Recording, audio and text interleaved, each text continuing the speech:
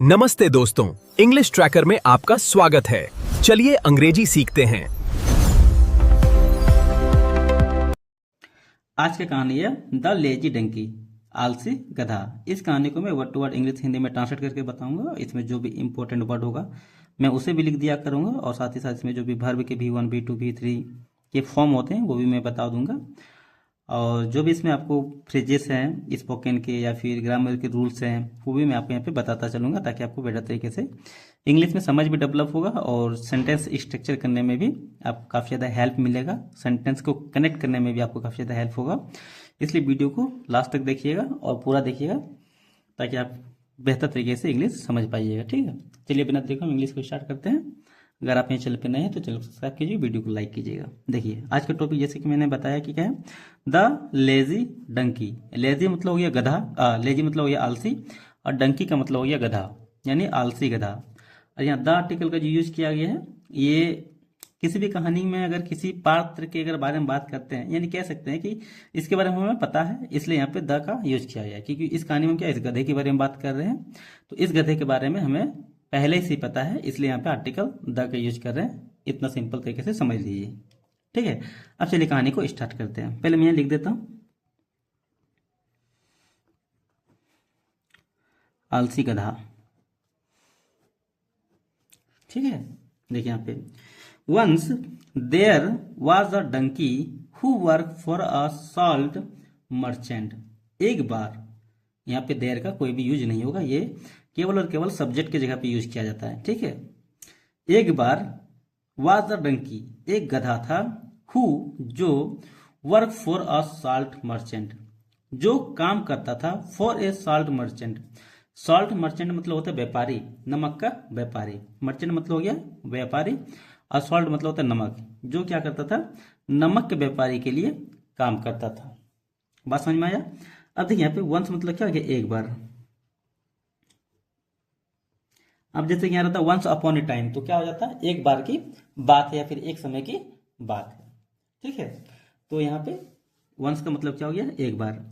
यहाँ पे देयर का मैंने क्या बोला, कोई यूज नहीं होगा, ये भी केवल और केवल सब्जेक्ट के लिए यूज किया गया। ठीक है, वाज अ डंकी यानी एक गधा था, ये पास्ट टेंस में वाज लगा है, इसलिए क्या हो जाएगा, था। एक गधा, यहाँ गधा लिख देते हैं, गधा भी लिखा जाता है, यहाँ पे डायरेक्टली गधा लिख देता हूँ। ठीक है, हु का मतलब होता है जो, इसको कंजंक्शन बोलते हैं। ठीक है, जो क्या करता है, दो सेंटेंस को जोड़ता है। जो काम करता था, क्योंकि देखिए वर्क मतलब होता है काम करना, यहाँ पे वर्क का सेकंड फॉर्म का यूज किया गया, वर्क मतलब हो गया काम करता था, और सेकंड फॉर्म तो ये हो गया, और थर्ड फॉर्म भी यही होता है, वर्क। बेहतर तरीके से याद रखिएगा। ठीक है, अगर नहीं अगर समझ में आता है तो उसको एक बार दोबारा देख लीजिएगा, ताकि और बेहतर तरीके से आपको समझ में आएगा। तो यहाँ हो जाएगा काम करता था, वर्क मतलब हो गया काम करना, और वर्क का यहाँ पे सेकंड फॉर्म का यूज किया गया, तो क्या हो जाएगा, काम करता था। याद रखिए। ठीक है, एक बार एक गधा काम करता था फॉर अ सॉल्ट मर्चेंट, यानी फॉर का मतलब होता है के लिए, नमक, एक नमक के व्यापारी, यानी एक नमक के व्यापारी के लिए वह काम करता था। ठीक है, यहाँ तक कोई दिक्कत है? अगर दिक्कत होता होगा तो आप हमें प्लीज बताइएगा, ताकि मैं आपको सॉर्ट आउट उस प्रॉब्लम में कर सकूं। ठीक है, एवरी डे, हर दिन, the donkey carried heavy bags of salt to the market. अब यहाँ देखिए, हर दिन यानी रोजाना, गधा, कैरी मतलब होता है ढोना, कैरी का यहाँ पे सेकंड फॉर्म का यूज किया गया, कैरीड मतलब धोता था।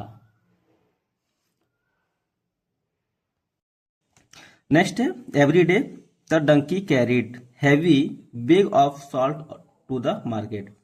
प्रत्येक दिन गधा ढो करके, जैसे कि मैंने पहले ही आपको बताया। ठीक है, इस वीडियो को दोबारा रिकॉर्डिंग करना पड़ा, इसलिए मैं इसको रिपीट किया। ठीक है, वीडियो कट गया था, जो कटा हुआ भाग है वो मैंने पहले ऐड कर दिया, उसके लिए दिक्कत नहीं है। ठीक है, हर दिन गधा क्या करता था, ढो के ले जाता था हेवी बैग्स मतलब भारी बैग, क्या चीज का, ऑफ सॉल्ट यानी नमक के भारी बैगों को लेके जाता था, टू द मार्केट, कहाँ ले जाता था, बाजार।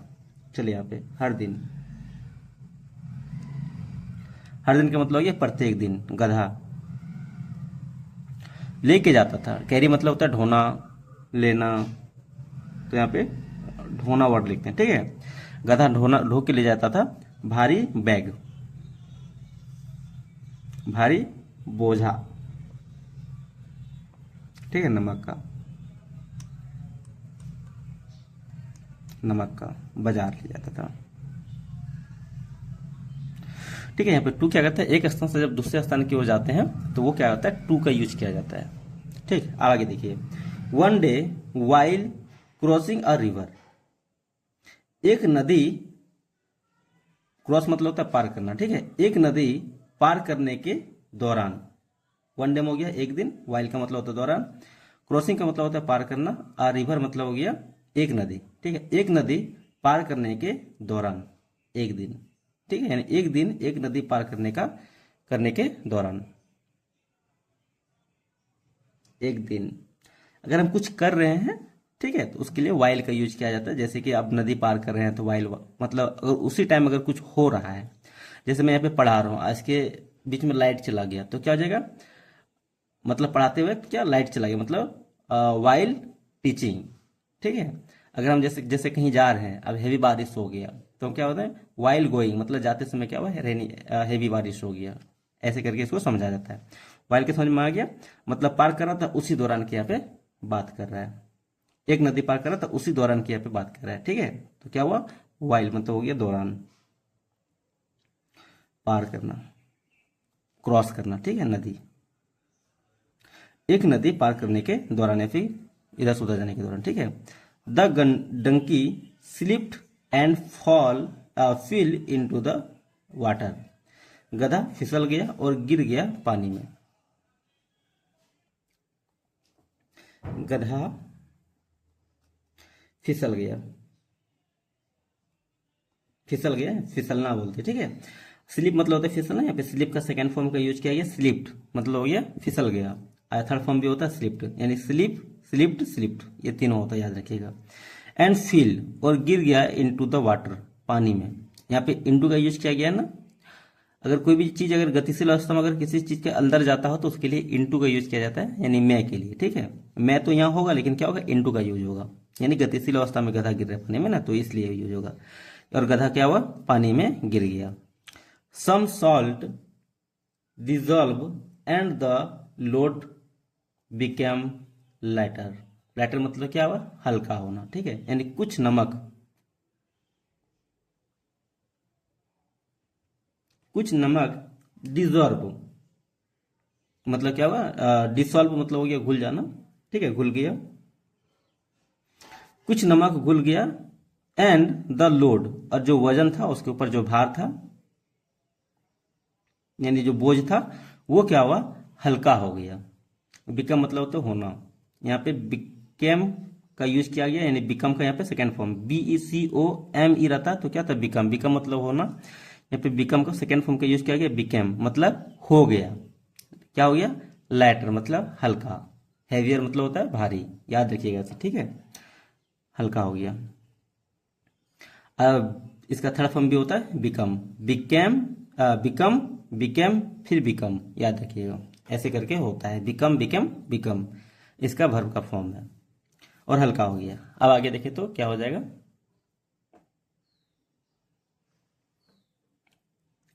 The donkey felt happy because his burden become easy to carry. अब यहाँ पे देखिएगा इस गधे की बात, यहाँ क्या है, गधा खुश हुआ, फील्ड हैप्पी मतलब होता है खुश होना, ठीक है, यहाँ पे फील्ड का यहाँ पे सेकंड फॉर्म का यूज किया गया, फील्ड, तो यहाँ पे क्या हुआ, खुश हुआ, जैसे मोकम्बो खुश हुआ ना, यहाँ पे क्या है, ये गधा खुश हुआ, फील्ड हैप्पी मतलब हो गया खुश हुआ, याद रखिएगा, ठीक है। अगर यहाँ पे फील हैप्पी रहता तो क्या होता है, खुश होना, सेंटेंस के समझिएगा, अगर वर्ब बदलता है तो मायने भी उसका बदल जाता है, ठीक है। FEEL रहता तो क्या होता है, खुश होना, ठीक है, यहाँ पे क्या है, FELT, फील्ड हैप्पी मतलब हो गया खुश हुआ, ये पास्ट टेंस में कंसिडर किया जाएगा, ठीक है। सब्जेक्ट, सब्जेक्ट के बाद V2 का यूज किया गया है, इसलिए पास्ट टेंस में होगा, बेटर तरीके से समझिएगा एक एक वर्ड को, उसके बाद ही आगे बढ़िएगा। यानी गधा क्या हुआ, खुश हुआ, बिकॉज क्योंकि, हिज बर्डन यानी उसका बोझ, बर्डन मतलब क्या होता है, बोझ, यानी उसका बोझ, बिकेम इजी टू कैरी, आसान हो गया, टू कैरी मतलब ढोने में, ठीक है। अब बिकम मतलब क्या था, जैसे कि मैंने आपको बताया था कि बिकम मतलब होता है होना, बिकम मतलब क्या, हो गया, ठीक है, तो क्या हो गया, आसान हो गया ढोने में। इजी मतलब होता है आसान, टू कैरी मतलब ढोना, तो यहाँ लिख देते हो गया। ठीक है, आसान ढोना। बिकॉज मतलब क्योंकि, उसका बोझ, खुश हुआ। कहानी अच्छा लग रहा है, वीडियो को लाइक और चैनल को सब्सक्राइब कर लो। ठीक है, तो यहाँ हो गया गधा। गधा क्या हुआ, खुश हुआ क्योंकि वो उसका जो बोझ था वो क्या हुआ, ढोने में आसान हो गया। अब देखिए ये आदत वो रोज अपनाएगा। देखिए नेक्स्ट डे यानी अगले दिन, he purposely fell into the water again. अब देखिए यहाँ पे अगले दिन वह उसी तरह क्या हुआ, गिरा पानी में दोबारा। पहले जिस तरह गिरा था फिसल के, उसी तरह क्या हुआ, फिर से क्या हुआ, पानी में गिर गया, यानी नदी में गिर गया।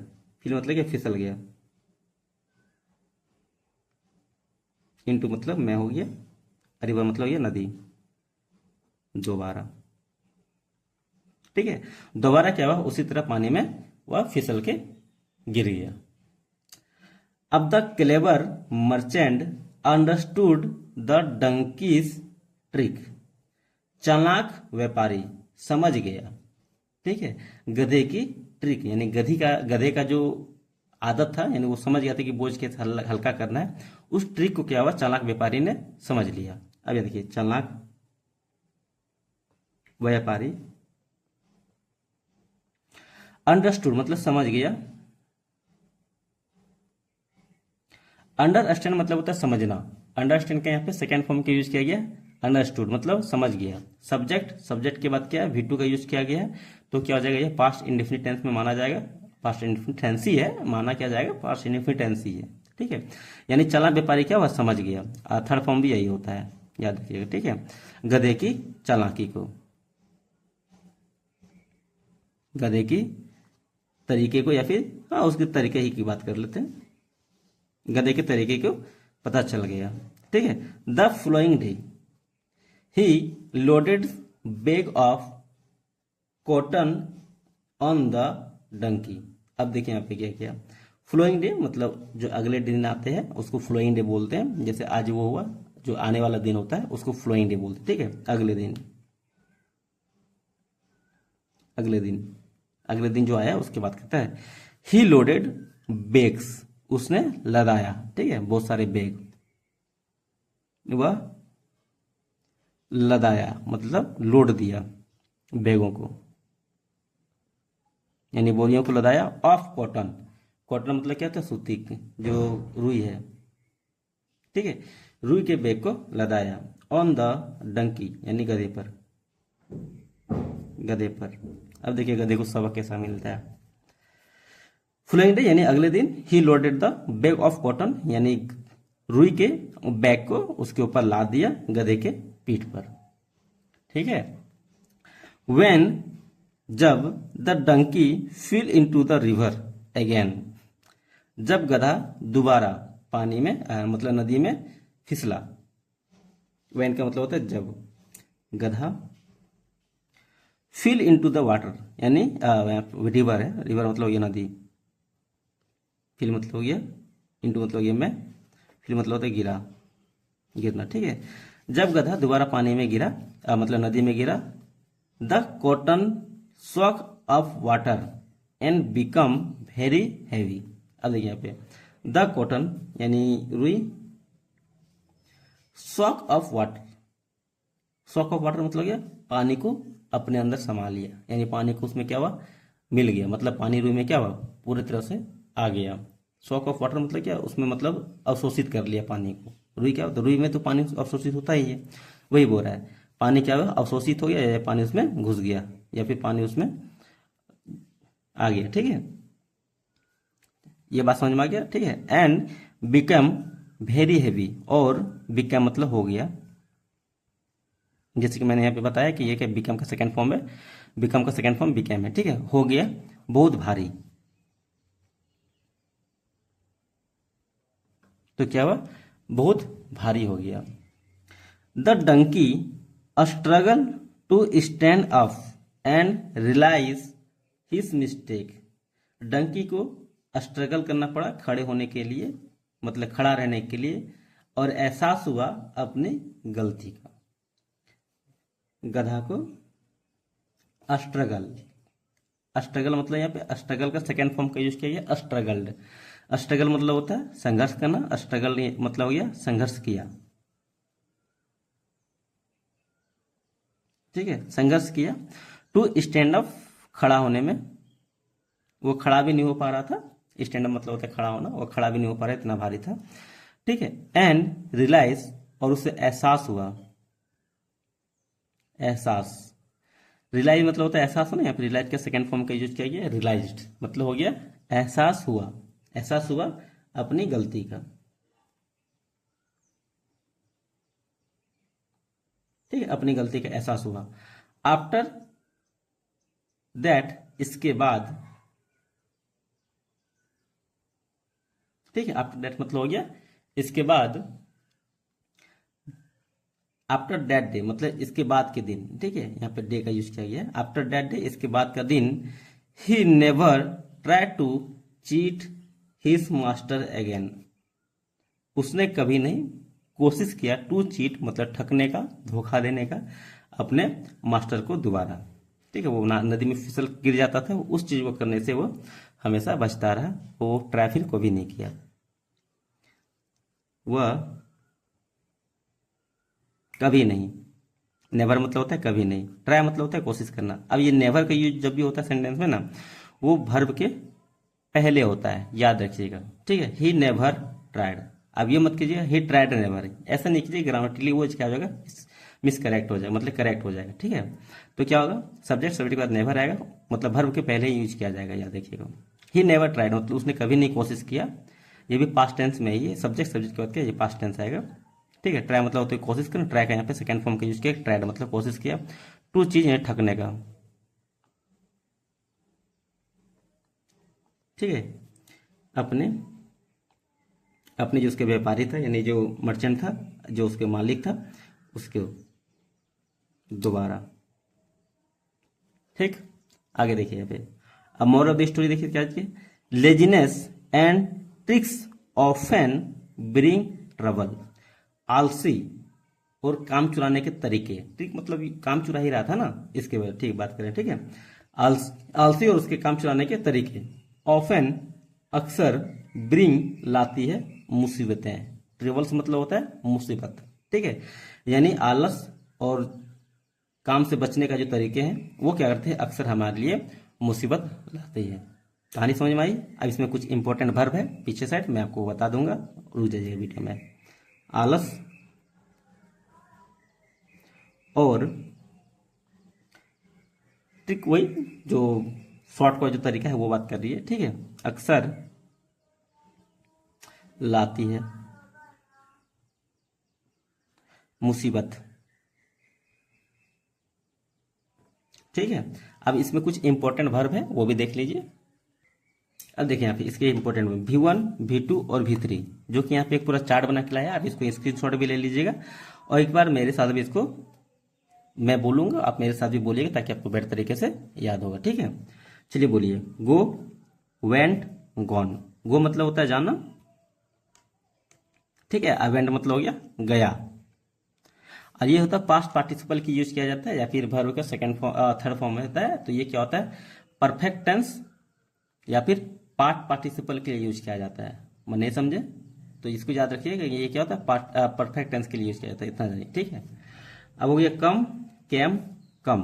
इसमें देखिए ए का यूज किया गया है, ध्यान दीजिएगा। ठीक है, कम, कैम, कम। उसके बाद ईट, एट, इटेन। उसके बाद सी, साव, शीन। सी मतलब तो देखना, साव, सीन। उसके बाद टेक, टेक मतलब होता है लेना। टुक, टेकन। याद रखिएगा ये बहुत ही इंपॉर्टेंट वर्ब है, ये हमेशा हमारे लाइफ में काम आता है। तो टेक, टुक, टेकन। गिव मतलब होता है देना, तो क्या जगह gave, given. Give, gave, given. उसके बाद मेक, मेक मतलब होता है बनाना। तो क्या जाएगा, made made, make made made. Sing मतलब होता है गाना, तो क्या जाएगा, सिंग सेंग संग। अब यहाँ देखिएगा, यहाँ पे ए का यूज किया गया, यहाँ पे यू का यूज किया गया है, ठीक है। तो क्या जाएगा, सिंग सेंग संग। यहाँ पे आई, यहाँ पे ए और यहाँ पे यू दिख रहा है कि जैसा यहाँ पे आई ए यू का रिप्लेस है, ठीक है। तो जगह सिंग सेंग संग मतलब होता है इसका गाना, ठीक है। उसके बाद ड्रिंक, ड्रिंक मतलब होता है पीना, ठीक है। आप कुछ भी पीते हैं, पानी पिए या फिर बियर पिए, कुछ भी पीजिए, ठीक है, उसका मतलब होता है पीना। उसके बाद है ड्रिंक का ड्रैंक ड्रंक, यहाँ पे ए लगा हुआ है और यहाँ पे यू लगा हुआ है, ध्यान दीजिएगा, और यहाँ पे आई लगा हुआ है, ठीक है, आई ए यू तीनों में ये है, ठीक है, ड्रिंक ड्रैंक ड्रंक। उसके बाद बिगिन, बिगिन मतलब होता है शुरू करना, ठीक है, बिगेन बिगन शुरू किया, बिगेन बिगेन बिगन। यहाँ पे ए है और यहाँ पे यू है, याद रखिएगा। ब्रेक मतलब होता है तोड़ना, broke broken, break broke broken. Choose, choose मतलब होता है चुनना, ठीक है, चूज चूजन। यहाँ पे एक ए है और यहाँ पे एक तो ओ है और यहाँ पे दो, मतलब यहाँ पे दो ओ है और यहाँ पे एक ओ है, ठीक है। और यहाँ पे ई एन का यूज किया गया, थर्ड फॉर्म में तो जनरली ई एन का यूज होता ही है। Choose choose choose chosen. Right, right मतलब होता है लिखना, ठीक है, राइट रॉट रिटर्न। इसके बाद स्पीक, स्पीक मतलब होता है बोलना, speak spoke spoken. Run, run मतलब होता है दौड़ना, तो क्या जगह रन रन। रिंग मतलब होता है बजना, ठीक है, तो क्या जगह रंग रंग, ठीक है, रिंग रैंग रंग। यहाँ पे ए का यूज किया गया, यहाँ पे यू का यूज किया गया है, रिंग रैंग रंग, ओ सॉरी, ठीक है, एक बार से फिर से देख लीजिए यहाँ से, स्पीक स्पोक स्पोकन, रन रैन रन, रिंग रैंग रंग, ठीक है। आगे देखिए, ड्राइव मतलब होता है चलाना, ठीक है, Dow driven, drive Dow driven. Fall मतलब होता है गिरना, जैसे वहां पे क्या फील लिखा हुआ था ना, तो क्या था, गिर गया, ठीक है। तो यहाँ पे फॉलन है तो क्या था, गिर गया चुका, मतलब गिर चुका था ऐसे, ठीक है। तो बात समझ में आ गई। उसके नो मतलब जानना, ठीक है, नॉन नॉन, के एन ओ डब्ल्यू के एन ई डब्ल्यू, ठीक है, और के एन ओ डब्ल्यू एन, याद रखिएगा, नो नॉन नॉन। ग्रो मतलब होता है उगना होता है, आप आगे बढ़ रहे हैं उसके लिए भी ग्रो होता है, ठीक है। जैसे आप रुई में पानी आ गया तो वो क्या हैवी हो गया, यानी ग्रो हैवियर हो गया, ठीक है, ऐसे करके यूज किया जाता है। ग्रो का अलग अलग जगह पे होता है बढ़ना ही, चाहे वो इंसान बढ़े, मनी बढ़े, हैवी बढ़े, कुछ भी हो, लेकिन ग्रो के लिए क्या है, आगे बढ़ने की बात कर रहा है। मतलब अब रुई में पानी आ गया, वो क्या हैवियर हो गया, यानी ग्रो हैवियर, ऐसे करके, ठीक है, ग्रोन ग्रोन। चलिए वीडियो में थे, कहानी अच्छा लगा हो, इंपॉर्टेंट भर भी मिल गया हो सीखने के लिए, करीब करीब 1 2 3 4 5 6 7 8 9 10 11 12 13 14 15 16 17 18 19 से 20 आपको भर भी मिले। उम्मीद करते हैं अच्छा लगा हो। इस वीडियो में तक, फिर मिलते अगली वीडियो में, यहाँ तक के लिए जय हिंद।